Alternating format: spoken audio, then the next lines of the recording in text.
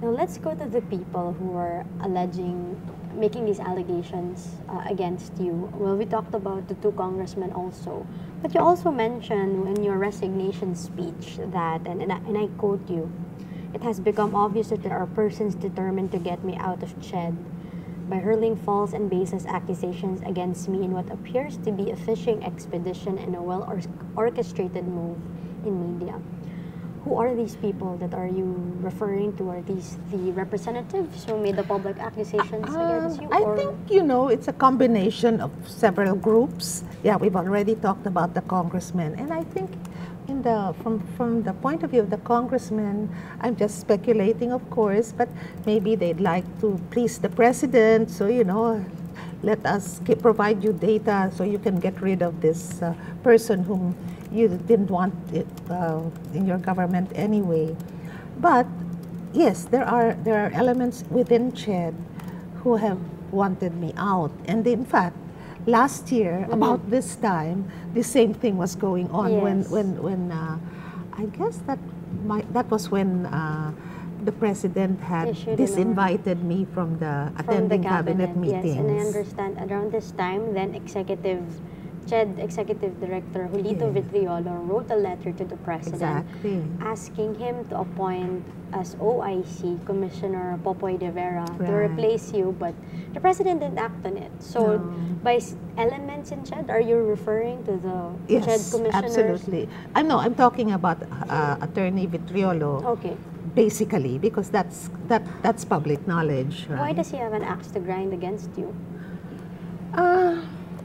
I believe it is because, well, essentially, I have from day one in CHED, I made it known to Attorney Vitriolo that he had quite a reputation, because he does have a reputation.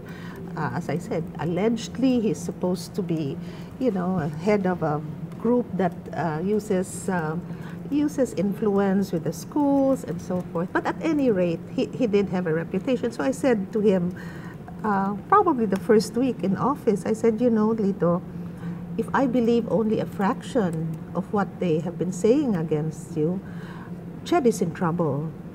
So I guess part of that, talking to him like that, was to let him know that I was aware of this. Yes. I was not making any accusations at the time.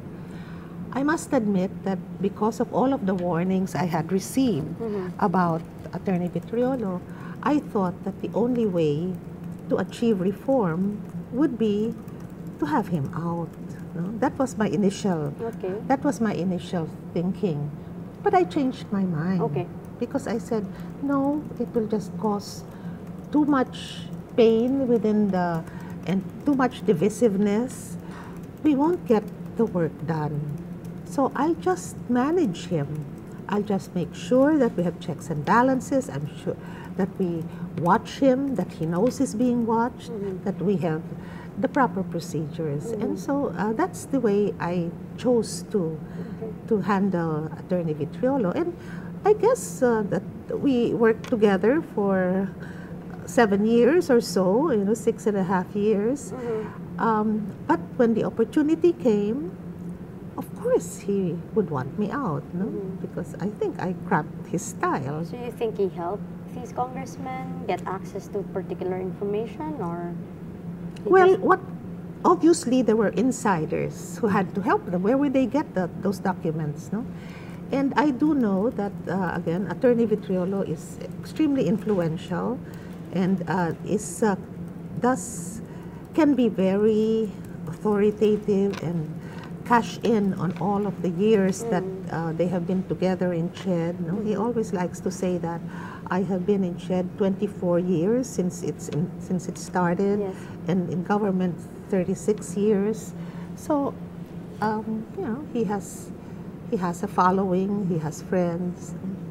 There was even a power struggle in CHED involving him and the position of executive director. Correct, I mean, if we remember that he was dismissed from the position due to the irregularity in the 1996 agreement between the Pamantasan ng Lungsod ng Maynila and the National College of Physical Education, but the Court of Appeals had reinstated him, but at the time you Yes. didn't want to recognize him as executive director. Or just following the rules. Yes, because Yeah. at the time, Mr. Carol Marquis was appointed by, By President Duterte Duterte. himself. Mhm. Do you think that particular issue at the time made it even Oh worse? yes, absolutely. Yes. I'm sure. Did And you it speak still to is. Vitriolo at the time, ma'am? Huh? Did you speak to him? Yes. Well, I'm not sure whether we actually spoke about the Marquis and his presence, the actual executive director.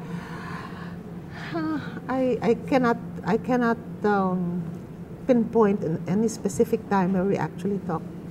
Maybe I just was avoiding him because essentially I did send out clear memos that legally, and we had asked Malacanang as well, because this was controversial and not all of the commissioners agreed. So they said we will ask Malacanang, because if you will recall, then presidential spokesman or press secretary Abella Yes. had said Malacanang will comply with the orders of the court, with the court or something like that. And that was taken to mean that Vitriolo was back in. Yes. We said, no, but it's very clear. We've gotten legal opinions from the OSG, we've got legal opinions from CHED Legal, that it's not immediately executory because there is a period for the motion for reconsideration. If the complainant wants to file that, then we found out that the complainant indeed filed a motion for reconsideration. So it could not be executory. Okay. So I said, well, you could interpret the statement of Abella as saying, when it does become Then they will final, Okay. then we will follow it. No? And then finally, Malacanang did respond and say that yes, their legal research has shown that this is correct, that Marquis remains as the sitting executive director. And that has always been my stand, and I'm sure that was not popular with Lito. By the time that you resigned, who was acting as executive director of CHED in terms of who issues out the papers? Is it Yi or Vitriolo? It is always Yi. Now, whether Vitriolo writes his own set of memos, does his own thing, that is Vitriolo acting. But as far as what is official, it is Carol Marquis. How was your relationship with the other CHED commissioners? Well, not perhaps the best, in the sense that Why? I noticed that recently, and that's part of the reason also I thought, well, I might as well go, because I was always being outvoted, and that was very difficult. Because it's a collegial body, and so we can vote, and so if it's 4 against 1, that doesn't help me at all.